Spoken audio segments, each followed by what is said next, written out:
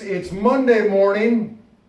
We're taking a first look at this bad mamma jamma. It is the PRS Silver Sky John Mayer signature model. And Mayer's been working with PRS on this model for like 2.5 years. And of course, maybe it's time, do we address the elephant in the room? Do we go ahead and talk about it? Yes. Let's go ahead We must. and do it. Yeah, so you know, obviously this has some very real similarities to Strats. I feel like I've seen that guitar before. Yeah. Well, Mayer has been a long-time Strat guy, and I think it's like a 63 and 64 is what he's spent most of his time playing. And when he was doing Dead & Company, he hooked up with PRS, began playing their amps, and a very cool other signature guitar, which is more of a traditional PRS thing. And I don't know what happened with Mayer and Fender because they had a working relationship, but relationships go as they go. You don't have to tell me. We all know that. But they collaborated. He collaborated with Paul and came up with this. And obviously, it has some similarities to the Strat, but they did it really well.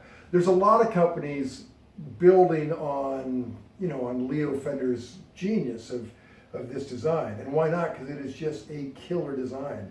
In this one guitar, or more accurately, like this one design, which is, 63 years old right now, 64 years old. There are so many tones, and they're so playable, and they're kind of bulletproof that obviously, and that's where Mayer's kind of comfort is anyway, so it makes sense that he would build something like this. So let me tell you the basic details. Starts with a maple neck, which feels a whole lot like this. This is my 66, but it feels very similar to that and kind of feels like an old friend. The fingerboard. I'm sorry, what would you say the shape is? Shape comparatively. They said just to give the folks at home.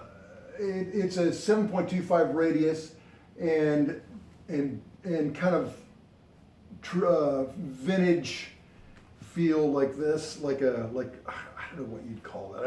I was never good at like the C's shapes, or D's yeah, or whatever, but maybe a C, I guess. Whatever it is, it feels damn near identical to this one. Gotcha. And comfortable. I mean, like it doesn't feel like that new guitar. Sometimes new guitars have like a stiffness to it, but it doesn't really have that. Bone nut. these PRS locking tuners, which I love, but they gave it kind of the old school feel to it, which is great. You know, the closed back. Ergonomically speaking, this older body has a kind of a wide cut in there, which is really practical. 22 frets, so you got your D right up there, or stretch it to that E. So that's kind of nice. These pickups they designed with Mayer, and they are the 635JM. And although they are a honest to God single coil, gives you a great tone, but I'm not hearing a ton of 60 cycle hum from them. They sound quiet. They're more quiet than my old Strat. 5-way switch, tone for the back pickup, which is great. Fender didn't start doing that on Strats until like maybe the 80s. Forever, they didn't have a tone on the bridge, which is where you need it the most.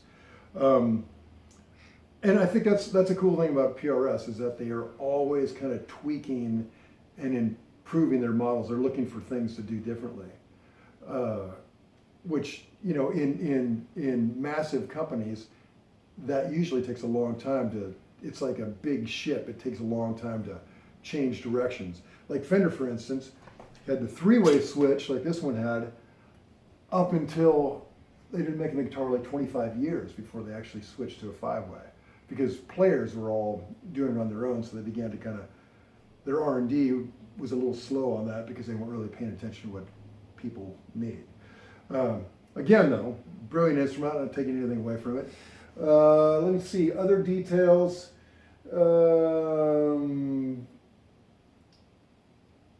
Yeah, alder body, maple, rosewood, bird inlay. So it's, you know, it's got a ton of tones in it. On our little play-in, my homage to Daughters, I was trying to kind of go through all the different, you know, all the different pickup settings, but you know, the bridge just has that great kind of spank.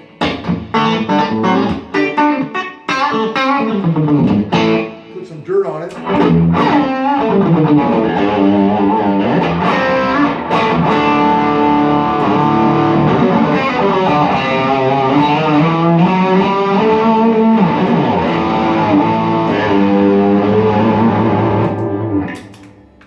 Love that. That traditional Strat sound right there.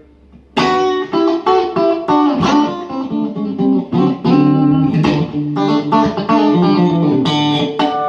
know, it's totally got that.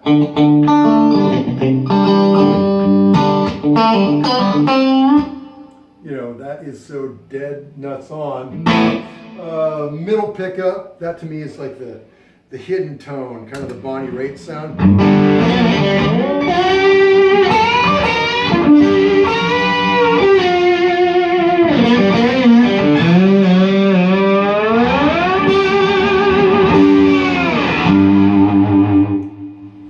You know, that's just killer. And again, right now, I'm not hearing any hum or buzz, you know.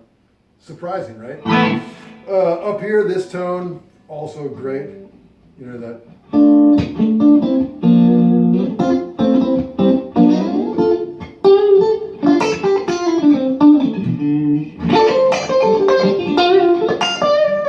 And then, of course, this tone, which might be my favorite Strat tone.